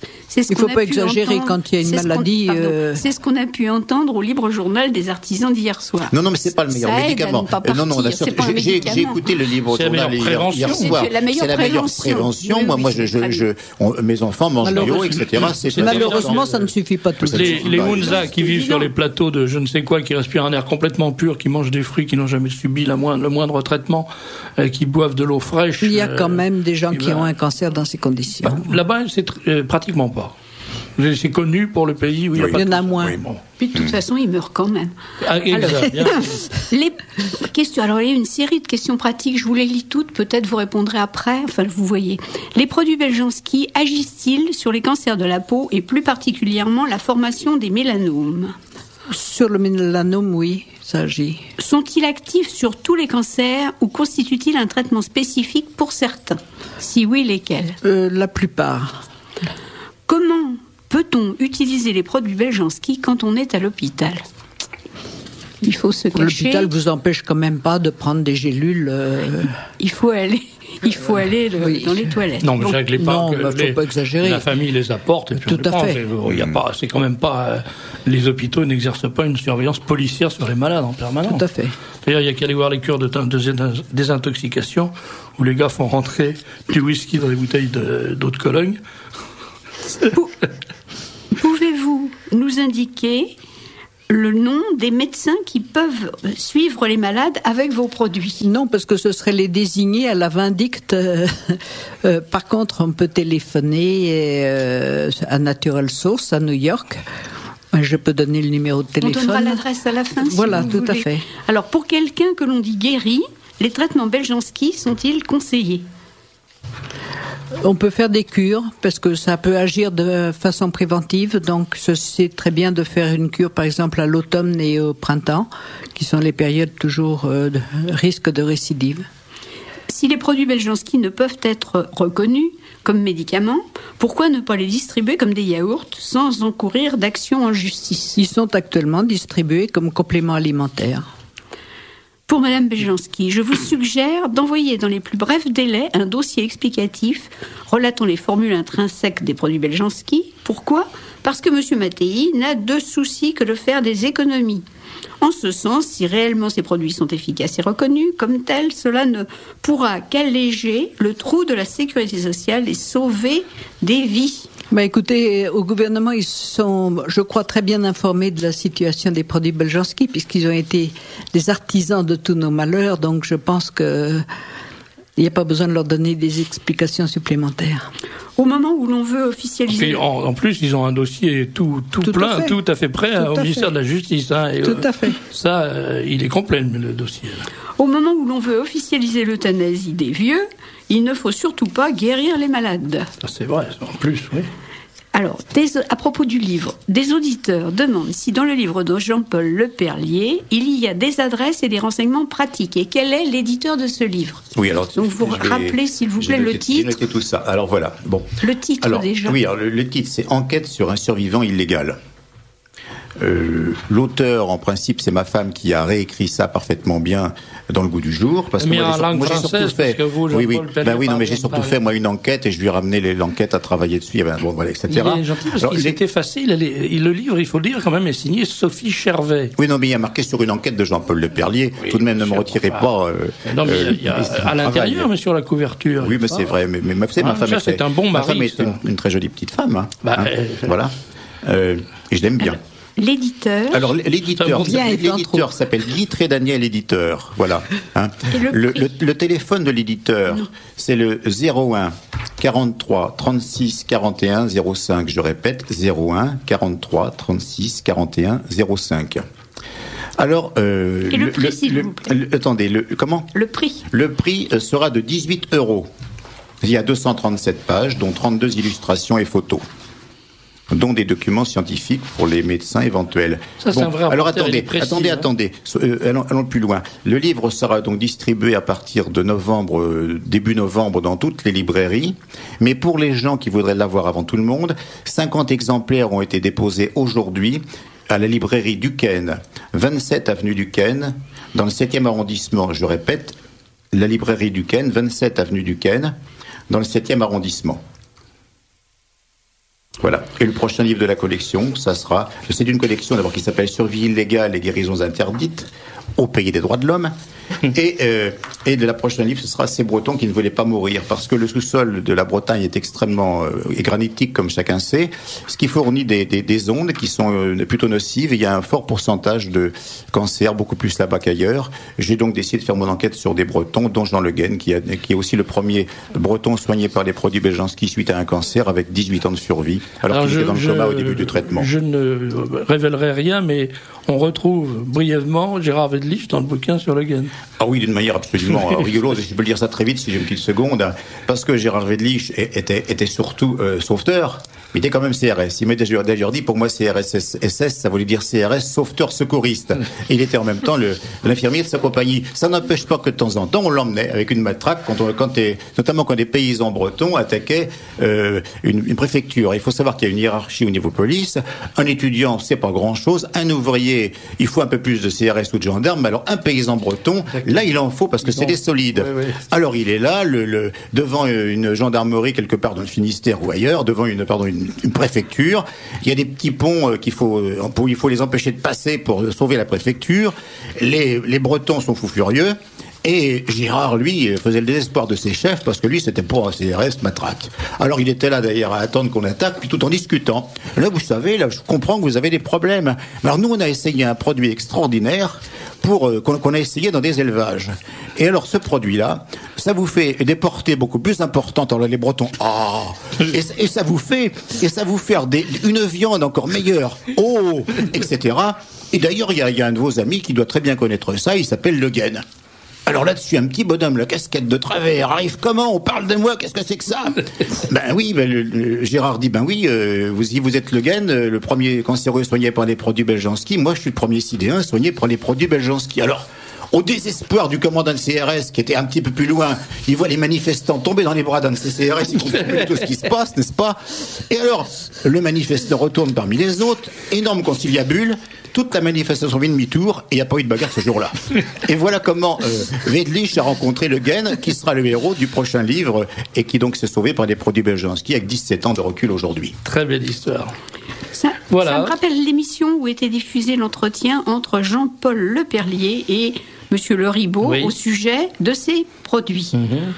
Le Ribot n'est pas mort, lui, mais il est parti en Irlande pour pouvoir diffuser. Oui, c'est vrai. Il y a beaucoup de gens qui ont réagi différemment. Il y a aussi la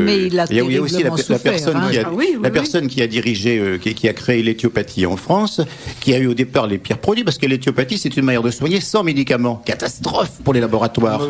Alors évidemment, on a traîné cette personne en justice.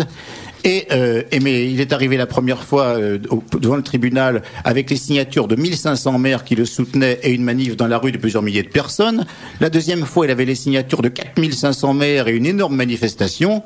Et depuis, il y a 4 facultés d'éthiopathie en France, et il y en a d'autres en Europe, et ça marche très bien, et on lui fout la paix, et il continue de guérir des gens sans médicaments.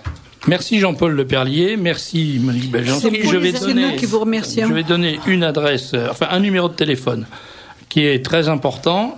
C'est le numéro de téléphone de la société Natural Source qui s'occupe de la distribution et de l'information et de la distribution des produits Beljanski et qui est à New York. Alors vous affolez pas, moi je les appelle souvent, et vous appelez vers 15h et vous tombez sur quelqu'un qui parle français. Je sais pas comment ça marche, on vous répond en français. J'ai toujours été surpris. Donc le numéro de téléphone est facile à retenir, c'est de France, on fait 00 12 12 308 70 66. 00 12 12 308 70 66.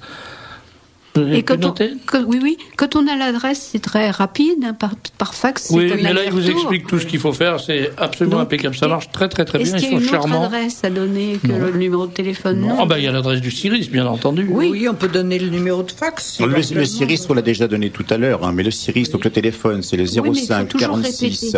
05, pardon. 05 46 75 39 75. Je répète, CIRIS 05 46 75 39 75. Et pour ceux qui veulent écrire, c'est boîte postale 9 17 550 Doluce. Boîte postale 9 17 550 Doluce. C'est pas Doluce-Doléron? Doluce-Doléron, mais il suffit de marquer Doluce, ça arrive très bien. Voilà, alors je reprends une dernière fois quand même, ce sera la dernière annonce, en ce qui me concerne. Donc, pour ceux qui veulent les 50 premiers livres en circulation, ils sont dès ce soir à la librairie Duquesne, 27 avenue Duquesne, dans le 7e arrondissement, pas loin de la Tour Eiffel. Merci. Merci Jean-Paul, merci. Merci à vous. Et on change de Monique, comme ça, hop. Monique Delcroix, vous venez nous parler d'une initiative que vous avez prise avec un certain groupe, un groupe d'amis. Tout à fait. Qui est une fête de l'identité et des libertés. Alors, j'aimerais bien savoir de quoi il retourne. Écoutez, je suis là pour ça. Tout d'abord, Serge de Becketch, je vous remercie beaucoup de m'avoir invité sur votre émission de Radio Courtoisie pour venir présenter cette fête de l'identité et des libertés dont on commence un petit peu à parler, mais c'est vrai que beaucoup de gens se demandent de quoi il s'agit exactement. Alors, d'abord, je précise la date. Ça aura lieu le samedi 9 novembre, Salvagram à Paris, toute la journée à partir de 10h. Alors, je précise aussi pour les provinciaux que la Salvagram, c'est le 39 avenue de Wagram. 39 et non pas 19, comme ça avait été indiqué par erreur. C'est tout à côté, entre l'Étoile et la place des Ternes. Voilà, bon, c'est assez facile à trouver, mais enfin, c'est le 39. Et j'en profite aussi tout de suite pour donner le numéro de téléphone si les explications que je donne ne sont pas suffisantes. Vous pouvez téléphoner à la Maison de l'Identité au 01 45 40 84 61. Donc si ce que je vais dire dans les minutes qui suivent ne vous suffise pas, n'hésitez pas à téléphoner.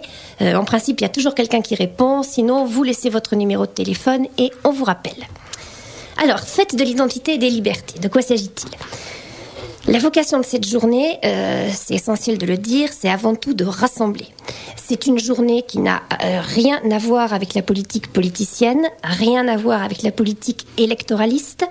En revanche, il est clair qu'elle s'adresse à toute notre famille de pensée, celle qui écoute les émissions de Serge de Beketch. Sans insister là-dessus, parce qu'on voudrait bien tourner la page, mais enfin malgré tout, on sait bien que depuis 4 ans, il y a eu des remous qui ont causé des blessures. Je crois qu'il faut le dire, parce que c'est vrai, et que ces blessures, elles seront sans doute longues à cicatriser. Mais d'un autre côté, ce qui domine beaucoup, ce qu'on entend beaucoup dire parmi les amis, dans les courriers de lecteurs de nos journaux, c'est un désir de se retrouver, une nécessité fortement ressentie de mettre nos énergies en commun. Et bon, on est un certain nombre à s'être dit, faut commencer. Et finalement, le meilleur terrain pour se retrouver, c'est peut-être celui qu'on n'a jamais quitté, à savoir celui des idées. Donc, voilà l'idée de base de cette journée. Alors, comme on dit, ce qui nous rassemble est plus important que ce qui nous divise. C'est ce qu'on va essayer de prouver. Alors, on se rassemble sur quoi ? C'est justement le choix du nom, identité et liberté. Alors, je vais expliquer rapidement. Identité. Identité, ça nous a paru être le mot le plus adapté pour que chacun y retrouve son attachement primordial, qui peut être pour les uns sa région, la France, pourquoi pas l'Euro-Sibérie, cher à Guillaume Faye, qui peut être les cathédrales ou les temples grecs. Mais derrière tout ça, il y a quelque chose de fondamental qui nous est commun à tous, c'est qu'on se bat pour quelque chose qui nous dépasse, pour préserver un capital reçu et pour transmettre une civilisation qui est la nôtre. La nôtre, on peut très bien s'intéresser aux Aztèques ou aux Maasai, mais on se bat pour notre civilisation, ça c'est le mot identité. Les libertés, pourquoi les libertés ? D'abord parce qu'elles font partie de notre identité. Je crois qu'on ne le dit pas assez souvent, mais les civilisations européennes sont les seules qui aspirent à la liberté, ça n'existe pas chez les autres. De Galilée à Molière, le génie de nos peuples ne peut s'exprimer que s'il bénéficie de la liberté. Et puis ensuite, parce que les libertés sont menacées, très sérieusement. On vient d'en avoir un exemple avec ce que vient de dire Madame Beljanski et Jean-Paul Leperlier. Et moi, je pense tout particulièrement à la liberté d'expression, qui est aujourd'hui terriblement menacée. Serge de Beketch, vous en savez quelque chose, puisque vous êtes directeur du Libre Journal. Et ça, c'est fondamental. Ma femme qui en sait quelque chose. Oui, votre épouse, oui, tout à fait. Donc, que ça soit les écrivains, les journalistes, et même aujourd'hui, tout un chacun, on sait très bien qu'on ne peut pas dire ce qu'on pense. Donc ça, c'est tout à fait fondamental. Donc voilà les grandes lignes. Alors maintenant, concrètement, la journée se déroulera de 10h jusqu'au soir, puisqu'elle va se terminer sur un concert de rock identitaire français. Alors on n'est pas obligé de rester, j'espère. Non, pour tout vous dire, moi, dans rock identitaire français, il y a 2 mots que j'aime bien, c'est identitaire et français. Mais enfin, il paraît que les jeunes gens, j'entends bien les jeunes gens apprécient. Non, mais ils sont très bien, ces jeunes gens. Voilà, ils sont très bien. Puis il y a souvent de belles paroles. Ils vont pas au café. Il y a souvent de belles paroles, voilà. Et donc, le prix sera de 10 € pour la journée. Alors là, qu'on reste de 10h à 23h ou qu'on reste une demi-heure, c'est 10 €. Il n'y a pas de tarifs spéciaux, on est obligé d'aller au plus simple. Il y aura à l'intérieur une restauration possible, avec buvette et même une restauration nationale, j'imagine. Oui. Alors ça, la buvette, ça sera en plus, bien sûr, ça sera payant à des prix tout à fait raisonnables. Donc, que va-t-il se passer à l'intérieur de la salle Wagram ? Il y aura des stands, suivant un schéma tout à fait classique, avec des journaux. Tous nos journaux seront présents. Rivarol présent, bien évidemment, le Libre Journal, des journaux plus jeunes comme Outlagui, comme Réfléchir et Agir, enfin, etc. Je reviendrai sur le programme dans un instant. Il y aura des associations, des objets d'art, un marché de Noël, il y aura du champagne. On pourra déjà penser aux cadeaux de fin d'année. Et à ces stands, je pense plus particulièrement à l'aspect littéraire, de nombreux auteurs vont venir dédicacer leurs livres. Alors je cite en premier François Brignot, parce que ça fait longtemps qu'on ne l'a pas vu. Vous avez réussi à déranger François Brignot ? Mais oui. Alors là, chapeau bas devant la gare éclair. Oui, les éditions François Brignot m'avaient dit nous serons là, mais François n'y comptait pas trop. Et quand on lui a téléphoné, ça a été oui tout de suite. Parce que Et ça nous a fait très plaisir. Pareil, il y aura Georges-Paul Wagner aussi, va venir. Martin Pelletier, Jean-Claude Vallat, François-Xavier Sidos, Alain Pascal, Raymond Muel, Henri de Fersan, Philippe Alméras, etc., etc. Il y en aura vraiment, je dirais que vraiment toute la panoplie va être représentée. Hein. Et vous allez le voir encore mieux avec, je vais vous énumérer les tables rondes, parce qu'il y aura les stands donc tout autour de la salle et au centre un podium où il y aura le concert le soir et avec des tables rondes dans la journée. Donc là aussi, ça va donner une idée plus précise aux auditeurs de ce que nous voulons faire. Donc les tables rondes commencent à 11h avec Guillaume Faye. Donc Guillaume Faye qui va venir un petit peu réveiller les gens. Hein. Si on n'est pas d'accord avec lui, ça sera le moment de venir le dire. Ensuite, une table ronde sur la presse identitaire, une arme au service de nos idées, animée par Denis Dode et Françoise Monestier, avec Serge de Beketch, Jérôme Bourbon pour Rivarol, Olivier Chalmel pour Terre et Peuple, Alain Sanders pour Présent, Réfléchir et Agir. Ensuite, il y aura une petite pause pour le buffet. Les tables rondes reprennent à 14h30. La première sur le totalitarisme judiciaire avec Éric Delcroix. On y trouvera notamment Camille Gallic, directrice de Rivarol, qui sera là. Jean-Louis Berger, dans le rôle d'une victime. Pascal Junot, qui est un avocat suisse, hein, bien sûr, par ailleurs directeur des Amis de Robert Brasillac. Et il y aura aussi un intervenant spécialisé en matière de liberté d'expression en matière scientifique et notamment de biologie scientifique. Ensuite, une table ronde plus politique, Identité, Région et Europe, qui sera animée par Olivier Chalmel. Et on y trouvera notamment Xavier Guillemot, Robert Spiller, Pierre Hillard et Martin Pelletier. Et la dernière table ronde sera l'impératif culturel. Alors là, on se retrouve un peu à Radio Courtoisie, puisqu'elle sera animée par Anne Brassier. Et elle va rassembler, donc vous allez voir, c'est assez différent. Donc Georges-Paul Wagner, Jean-Pascal Cerbera, et également l'abbé de Tannhouarn et Pierre Vial. Oh, ça va chauffer là. Ah, ça va chauffer. C'est là qu'on verra si vraiment ceux qui nous rassemblent est plus fort que ceux qui nous divisent. Je crois, oui. Et je crois qu'il faudrait bien que la réponse soit oui. Et donc tout à fait à la fin, Louise Allo et Gilles Pénel présenteront l'association qui organise cette fête, qui s'appelle la Maison de l'Identité. Bon, là, je vous laisserai découvrir, mais je tiens surtout à bien préciser que ce n'est en rien politique électorale. Voilà. Je vous redonne la parole, si vous voulez, juste après la coupure pour 2 minutes, mais il faut laisser la place à la technique. Bien, ma sœur, si vous voulez continuer. Je dis ma sœur parce qu'il y a un auditeur qui dit ce qui nous ressemble est plus important que ce qui nous divise. C'est une devise typiquement franc-maçonne. Je sais pas où il est allé pêcher ça. Écoutez, je sais pas. C'est un vieux truc, tout le monde dit ça, c'est tellement évident en plus. Oui, c'est une formule. Mais maintenant, on peut plus rien dire sans être ou franc-maçon, ou alors, et pour cet auditeur-là en particulier, parce que je le connais, il est repéré. Vous êtes repéré, monsieur, je vous le dis. Hein. Ah bon, d'accord. Il y a un petit signe sur le, parce qu'on connaît votre voix, donc les gens disent. Donc il y a un petit signe. Tout est enregistré, bien sûr. Et alors. Bon, c'est vrai, la formule ou on est gnostique ou on est franc-maçon. Bon. Mais ou les deux. Je pense que la formule est d'une banalité qui la sauve. Oui, mais c'est pas parce qu'elle est banale qu'elle est pas vraie. Voilà, je crois en tout cas. Donc, ma sœur, continue à m'exposer les. Bien volontiers, mon frère. Je continue. Donc, ceux qui ont... encore une fois, je remercie Serge de Beketch de m'avoir permis de présenter cette fête de l'identité et de la liberté. Je ne vais pas recommencer tout ce que j'ai dit. Vous pouvez toujours dire du bien de moi, ça ne me gêne pas. Oui, bien sûr. On le pense, vous savez bien qu'on le pense, Serge. Ah oui, il faut dire, attendez, excusez-moi, il faut dire du bien aussi d'Amish, parce que c'est lui qui vous reçoit maintenant. Ah oui, alors merci Daniel Amish, merci. Ouais. Oui, alors simplement, je vais donc répéter que cette fête aura lieu le samedi 9 novembre, salle Wagram, qui est 39 avenue de Wagram à Paris, toute la journée à partir de 10h, jusqu'à 19h pour la partie classique et jusqu'à 23h pour les amateurs de rock identitaire français. Que tous ceux qui ont mal entendu ce que j'ai dit, qui n'ont pas compris, qui ont plus de questions à poser, peuvent téléphoner au 01 45 40 84 61.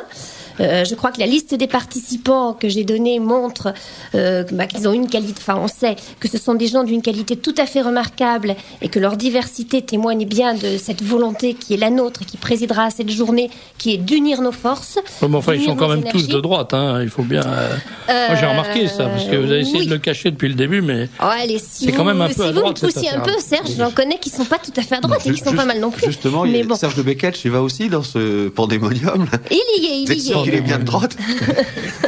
Je me pose la question de plus en plus. Donc je crois qu'il est très important que cette fête ait du succès parce qu'elle va dans le bon sens. Alors elle sera pas parfaite, on a fait des erreurs, on a fait tout ça très vite. La décision a été prise fin août. Hein. Celui qui va être surpris, c'est le type qui habite au 19 de l'avenue de Wagram. Oui. Tu vas voir arriver les gens. Non, la salle Wagram a déménagé. Elle est passée du 19 au 39. Donc venez nombreux. D'abord vous passerez une bonne journée entre amis et ensuite par votre présence, eh bien vous direz que vous avez cette volonté qu'on se retrouve tous réunis et qu'on aille de l'avant, en particulier en pensant aux jeunes gens. Merci Monique Delcroix. Vous saluerez Maître Éric Delcroix qui a le bonheur de partager votre existence. Je ne manquerai pas de le saluer. Bon, je vais laisser la parole. T'es pas obligé de rester. Non, je vais m'en aller. Mais avant, je voudrais lancer un appel solennel. Je sais qu'il y a quelques-uns des 600 000 auditeurs de Radio Courtoisie qui ne sont pas encore abonnés au Libre Journal. Pas beaucoup, mais 2 ou 3. T'en es à 599 998. Il y en a 2 qui sont vraiment des... Donc je leur lance un appel solennel parce qu'on a vraiment besoin d'abonnés. On a vraiment besoin de sous, parce que, curieusement, les sous nous aident à faire un journal. Bon. Et donc, si vous avez l'intention de vous abonner, ne remettez pas à deux mains ce que vous pouvez faire d'une seule. Signez un chèque de 110 euros. C'est une belle formule. Il faut savoir que Dieu a tout créé sauf l'argent. Donc, il faut se soulager de la seule chose qui nous est donnée et que Dieu n'ait pas créée. C'est vrai, ça. Et oui, alors c'est ça. Débarrassez-vous de votre sale argent. Vous faites un chèque à Société SDB, ou SDB simplement. 4 places Francis, 110 euros. Vous recevez le Libre Journal. Et après, vous avez des mois de félicité. Hein, il est bien. Je dois dire que j'ai toujours plaisir à le lire. Bon. Je suis pas toujours d'accord évidemment avec ce qui s'y dit. Ce qui nous rapproche, c'est plus important que ce qui nous divise. Mais voilà encore un. C'est une lecture extrêmement roborative. C'est vraiment au sens fort du terme, c'est très roboratif. Si vous êtes déjà abonné et que vous voulez abonner quelqu'un, vous faites une économie quand même considérable de 10 euros parce que pour abonner quelqu'un, c'est 100 euros seulement. C'est formidable. 100 euros.